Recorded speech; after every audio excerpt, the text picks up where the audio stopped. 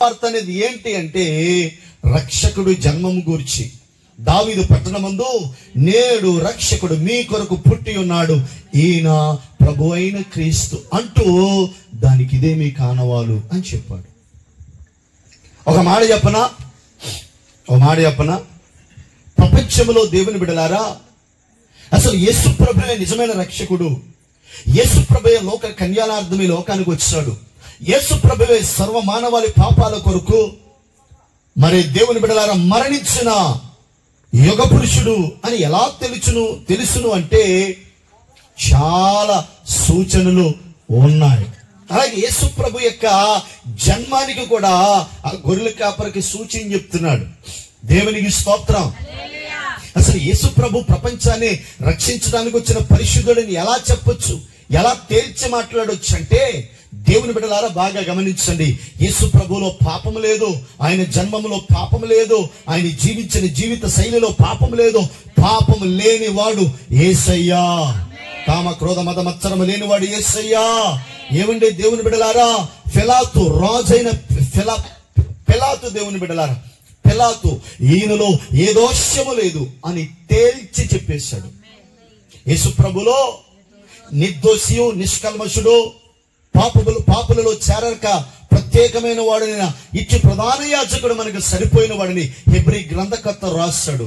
నాలో పాపముందని మీలో ఎవరైనా స్థాపించగలరా అని యేసుక్రీస్తు ప్రభువారే స్వయంగా తన పరిశుద్ధతను గురించి వెల్లడి చేశాడు. హల్లెలూయా.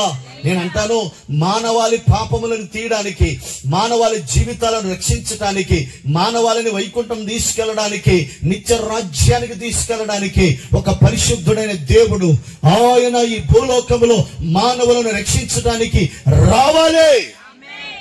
ఆయనే ప్రభు అయిన క్రీస్తు. హల్లెలూయా, హల్లెలూయా. దానికి చాలా ఆధారాలు ఉన్నాయి, చాలా ఆధారాలు.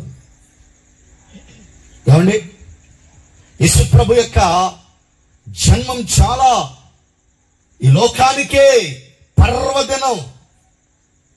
ఎందుకంటే ఆయనలో పాపం లేదు బిడ్డలారా, ఆయన మాటల్లో పాపం లేదు, ఆలోచనలో పాపం లేదు, చూపుల్లో పాపం లేదు. పాపము లేని దేవుడు ఆయన. కింద చెప్తా ఉన్నాడు, ఈయన ప్రభు అయిన క్రీస్తు నేడు రక్షకుడు. ఆ రక్షకుడు చేంజ్ చేస్తాడట. దేవుని బిడ్డలారా గమనించండి, రక్షకుడు చేంజ్ చేస్తాడు. అసలు రక్షణ ఎందుకు తెచ్చాడు కొన్ని మాటలు చూద్దాం. మొదటి అధ్యాయమే ఆ పక్క పేజీ 68వ వచనం. ప్రభు అయిన ఇశ్రాయేలు దేవుడు స్తుతించబడును గాక, ఆయన తన ప్రజలకు దర్శనమిచ్చే వారిని విమోచించాడు. చూడండి నా చూస్తూ వినాలి. ఆ రక్షకుడు వచ్చి ప్రజలకి ఏం చేశాడు? అసలు రక్షకుడు వస్తే ఒక వ్యక్తి రక్షకుడు, ఒక వ్యక్తి దైవాంశ సంభూతుడు అనడానికి కొన్ని సూచనలు. మొదటిగా ఆ రక్షకుడు ఏం చేయాలి తెలుసా? ప్రజలను విమోచించాలి. మొదటిగా ఈ రక్షకుడు ఏం చేయాలి చెప్పనా? విమోచన కలగజేయాలి. విమోచన అంటే ఏంటి? విడుదల. ఇశ్రాయేలు ప్రజలు 430 సంవత్సరాలు ఐగుప్తీల బానిసత్వంలో నలిగిపోతూ మగ్గిపోతూ ప్రతి తరం ప్రార్థన చేస్తుందట. అయితే దేవుడు మోషేను లేపి, విన్నారా, మోషేని లేపి ఆ బంధకాలలో, ఆ కట్లలో, ఆ పాపములో, ఆ బానిసత్వంలో మగ్గిపోతున్న ఇశ్రాయేలు ప్రజలను 430 సంవత్సరాల తరువాత ఆయన బయటికి తీసుకొచ్చాడు. ఆమేనండి. ఆయన బయటికి రావడానికి ఫరో అనుమతి ఇవ్వలే. ఎప్పుడు ఫరో అనుమతించాడంటే గొర్రెపిల్ల బలి తర్వాత ఇశ్రాయేలు ప్రజలకు విమోచన కలిగింది. అందుకే మా 12లో మీరు చదువుకుని ఇంటికి వెళ్ళాక చివరి అద్భుతం, దేవుడు మోషే చేత చేయించిన లాస్ట్ మిరకల్ ఏంటో తెలుసా? మీలో ఇశ్రాయేలైన ప్రతి వారిలో ఒక గొర్రెను వధించి, ఏమండి, ఆ వధించబడే గొర్రె నిర్దోషమైనది ఉండాలి, పాపము లేనిదై ఉండాలి, ఆ గొర్రెలో మచ్చ డాగు ఉండకూడదు. ఆ గొర్రెను వధించిన తర్వాత ఆ గొర్రెను దాని రక్తాన్ని మీరు తీసుకుని మీ యొక్క ఇంటి ద్వారపు నిలువ కమ్మి మీద, అడ్డ కమ్మెల మీద ఆ రక్తం గురుతుగా మీకు ఉండాలి. అలాగూ ఆ రక్తం మీకు గురుతుగా ఉంటే సంహారకుడు అంటే నాశనకర్త, ఏమండి, మరణపు తోత, వినాశకుడు మీ నుంచి దాటిపోతాడు. ఎవరి గృహముల మీద ఆ రక్తం ఉండదో, ఆ గొర్రె పిల్ల యొక్క రక్తం ఉండదో, ఆ కుటుంబాలలో మరణనాథం మోగుతుంది, మరి విలాపం వినిపిస్తుంది అని చెప్పాడు.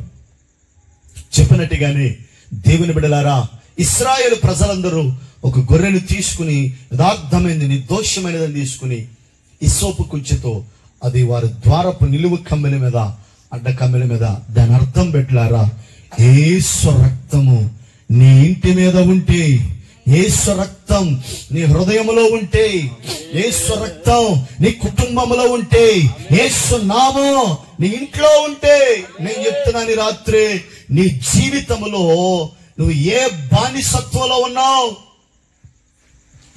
నీ భర్త ఏ బానిసత్వంలో ఉన్నాడు, నీ పిల్లలు ఏ బానిసత్వంలో ఉన్నారు, నీవు ఏ బానిసత్వంలో ఉన్నావు, నీవు దేనికి బానిసమైపోయావో దేవుని బిడ్డ, ఈ రాత్రి నా ప్రభు నీ బానిస సంఖ్యలు చంపడానికే నజరేయుడైన యేసు లోకానికి ధృవధారణ వచ్చాడు.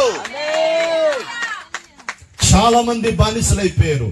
కొంతమంది వ్యభిచారం అనే బానిస, కొంతమంది దేవుని బిడ్డలారా ఆల్కహాల్ మందు అనే బానిస, కొంతమంది అపవిత్రమైన జీవితాలు, కొంతమంది జీవితాల్లో అనేక బానిస సంఖ్యలతో ఉన్నారు. దేవుని బిడ్డలారా, రోగం అనే బానిస సంఖ్యలు, అప్పులనే బానిస సంఖ్యలు, అశాంతి అనే బానిస సంఖ్యలు, నెమ్మది లేని బానిస సంఖ్యలతో నీ కుటుంబం సతమతమైపోతుంది. దేవుని బిడ్డ, చాలా సార్లు నీవు బ్రతకాలనే ఆశల కంటే ఎక్కువ సార్లు చచ్చిపోతేనే మేలు అని ఎన్నో సార్లు ప్రయత్నాలు చేశావు.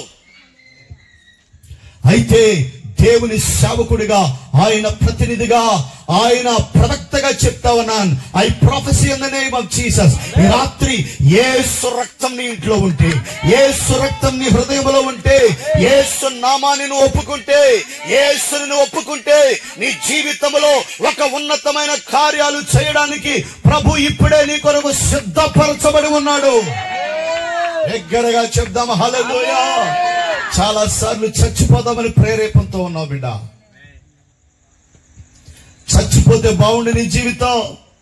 భర్తను బట్టి సుఖం లేదు నీకు, బిడ్డల బట్టి సుఖం లేదు, నీ కన్నవారిని బట్టి నీకు సుఖం లేదు, నేను అర్థం చేసుకునేవారు లేరు, నేను ప్రేమించేవారు లేక, నేను అర్థం చేసుకునేవారు లేక, ఎన్నోసార్లు మరణాన్ని వెతికిన జీవితం అనేది. ఈ రాత్రి సేవకుడిగా నేను చెప్తున్నాను బిడ్డ, ఈ రాత్రి యేసు నీ కొరకే మరణించాడు.